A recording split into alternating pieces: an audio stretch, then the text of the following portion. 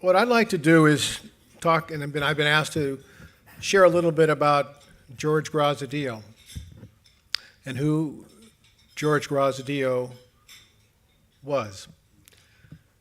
I have given talks to different student groups, and fortunate enough, about 18 months ago, well, not quite, to travel to Patagonia with 20 MBA students, and I see a few of them in that back table there, the students.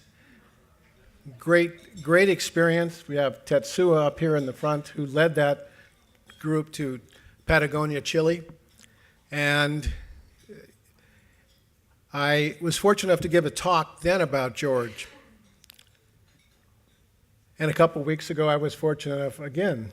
But the questions I get was, who is George Graziadio and why Pepperdine? Talking about who George Graziadio is a very difficult subject to talk about. George was a tall figure to begin with, but kind of a bigger than life individual. He came from Connecticut to California when he was about 19 years old, I believe. And he traveled to California with a friend in an old car. It's hard to imagine driving across the country back then without freeways. I remember him telling the story. The car had one spare tire or two spare tires. And later in life, he was fortunate to find that particular style car and bought it at a car auction in Idaho and took it to his home in the desert. Idaho for Mark. Okay, Mark. Anyway, he was very proud when he got that car to the desert home, and we could all see what type of car it was. And we would take that ride in that car, bumpy, rough riding car that it was, and just go, how do you drive across country in this kind of car? But when he got here, he had an appendicitis, and he had to have surgery for the removal of his appendix, and he was required, he said sometimes, forced to stay in California so that he could get a job and pay back the doctors and the hospital because he had no money to pay for it at the time of the surgery. That shows, number one, what type of person George was. Somebody who could just as easily travel back to Connecticut, not paid or have felt the responsibility to pay for the medical expense.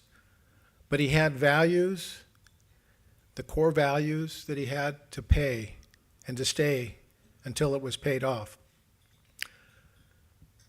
George stayed in California, met Riva, and started working and raising a family. A lot of people thought, well, George Graziadio, he endowed the business school. He must have had a lot of money. Quite the contrary.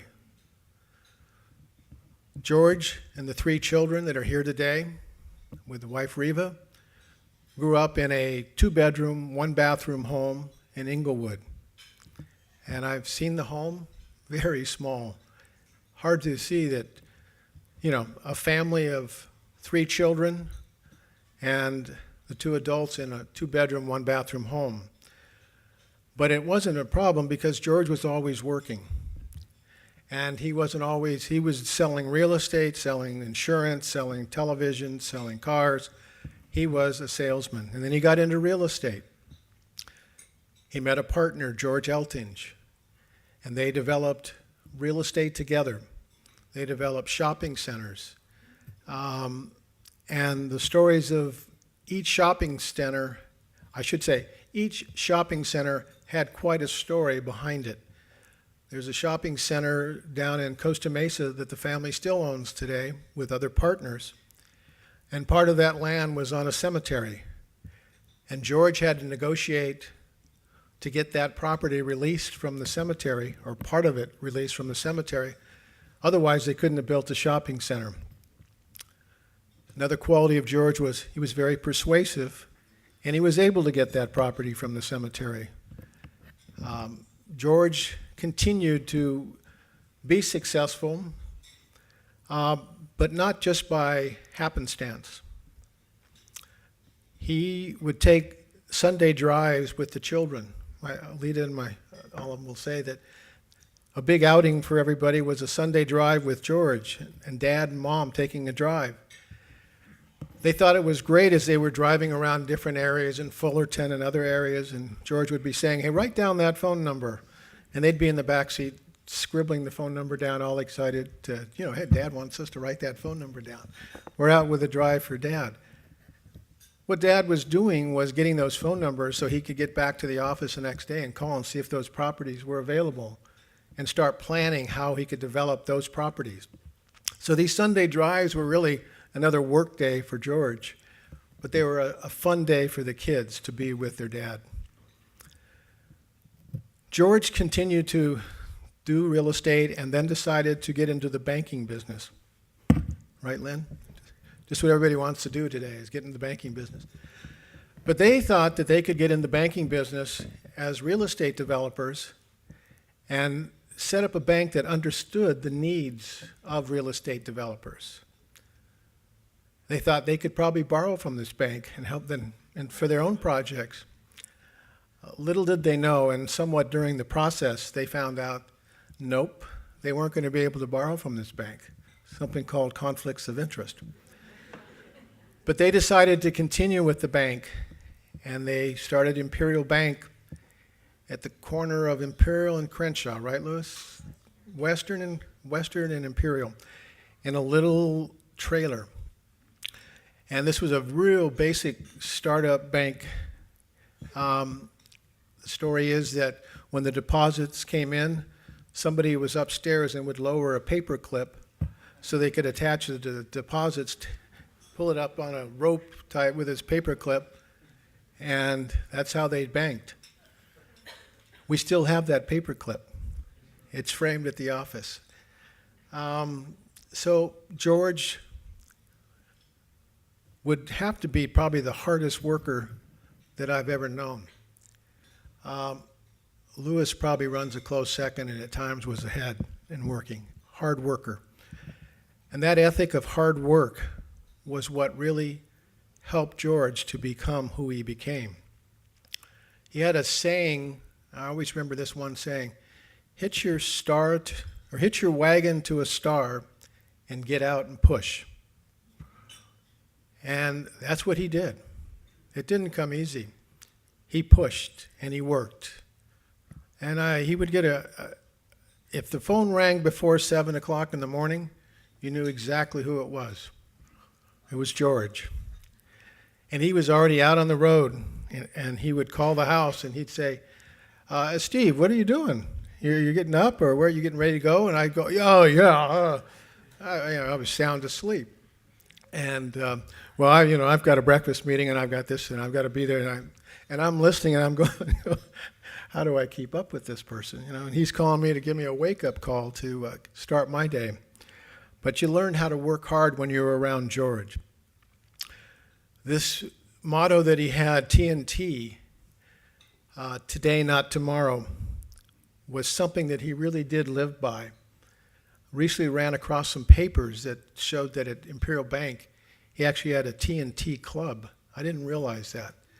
That they would really start their planning and get out early and get it done. Today, not tomorrow. The interesting fact is that we stumbled upon a yearbook, and it was George's yearbook from high school. And it talked about all the different people most likely to succeed, who would be an actress, who would be whatever. And next to George Graziadio, it says, procrastinator. And I think when George probably saw that and that perception of him, he wanted to change. And change he did. So that TNT became exactly his living motto. Let's get it done today. Let's not wait till tomorrow. He was never a procrastinator as long as I knew him. And quite the contrary. He would say, Steve, I'd like to get that little something done here, get some paperwork. When do you think you can have that done? And I would say, gosh, I'm really busy. Maybe we can start on that next week, or I'll try to. He goes, oh, next week, huh? Well, who do you think we can contact to get it done now? So there was no mercy rule with George either when you were involved with him in business and other events. But George certainly had a fun side to him, loved golfing, was an avid golfer. So excited. Jack, when he turned 80, you golfed with him and he shot an 80? Or was an 81. He shot an 81 at 81. I remember being, all the golfing adventures with Carl, just starting as a golfer, I recall, and George being very patient. But I think Carl got probably 30 or 40 lessons that day on how to golf and what to do. But it was always fun to golf with because you never knew what kind of situation would arise, whether you start getting mad. He had a very unorthodox golf swing, one that you would never see. I've never seen it other than his. But it was effective for him. So George, with his success, definitely showed the family how to be philanthropic. And this was early on. And I think the influence on that was really probably his mother, as we come to learn later. His mother was president in the country of the Emblem Club. And she was very philanthropic and very involved in social events. And George became likewise. If there was something he was going to get involved with, he would get involved in it. He is, many of you know when you read the stories, that he was involved with the Boy Scouts, YMCA. With the Torrance Memorial Hospital, he donated money to start a radiology center. And then came Pepperdine. There's a long list of other things that he was involved in that I didn't mention, charity-wise.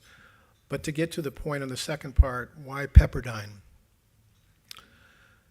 Pepperdine had an influence kind of indirectly initially with a member of the board of directors at Imperial Bank, Norval Young, and Helen Young, his wife. And they became very good friends with George Graziadio and Reva Graziadio. And we don't really know all the storyline of what happened, but because he decided he wanted to choose Pepperdine. He was involved with other business schools, with the Anderson, USC, but that didn't fit for him. He met with Dave Davenport back then and others, Andy, and thought this is what he wanted. And why? Because George was a business person, and he loved education. He loved to be surrounded by bright, intelligent people. He loved to get them in a room and say, okay, we want to do this, and I don't want to hear why we can't do this. I want to hear how we do this. Very innovative, creative. The banking events that they did, whether it be dropping money out of a helicopter at a bank opening, creating traffic problems that we probably can't imagine, having a pole sitter sit up on a pole outside of a bank branch that the pole sitter wasn't allowed to come back until they had so many accounts opened, and how the woman that worked at the bank would take him lunch up on this pole and eventually marry this pole sitter. So these bank openings were quite eventful, innovative, way out of the box. Imperial Bank thought way out of the box. Some of the deals they got involved with, Lewis probably shake his head and deny him a lot of stories, but it was quite an adventure. But then Pepperdine just kind of fell, I shouldn't say fall, but because I don't know all the circumstances, because he wanted to do it, and he wanted to really help education. He wanted to help business because he loved business. He loved people that were starting business. If you were starting a business and you didn't know what to do, as we had a friend of mine talk about a few years ago, he was 15 years old, 17 years old, Jerry Costello, friend, who talked here, George helped him. Started a business, started sweeping shopping centers with a broom and a hose, and George helped finance sweeping equipment. And the guy wasn't old enough to sign the loan papers, but it happened. That's how George was with business people. That's how he would help people. He told me plenty of times he was going to help me despite myself. It was true. But he wanted to create an environment where students could come and learn. Students would be inspired. Students would be developed into entrepreneurs and make something of themselves, create something, help people. And that's what he did. And that's why Pepperdine was a perfect fit for him. The core values of Pepperdine were George's core values. And George really did not get to see the business school open at Drescher, but there's a picture of him staring out when the dedication occurred, and he's staring out up at the hill, and you know exactly what he's seeing. Because what George really was, and I say is, was a visionary.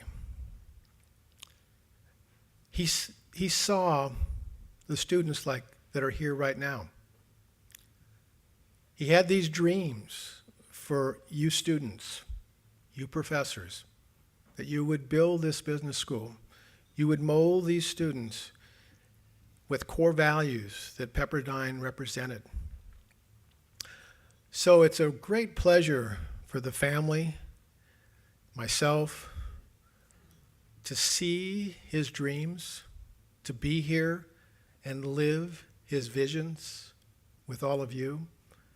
It's such an honor that, depending on how you believe, I know George is here right now. Whenever I come to these events, I ask him, okay, please be there, help me talk. Because he could give a speech like nobody. But he is a person that I'm eternally grateful to. And as you students, professors, faculty, staff that are here today, we thank you. We're glad you're living out the dreams. We're glad you're performing your part of what George envisioned. Thank you.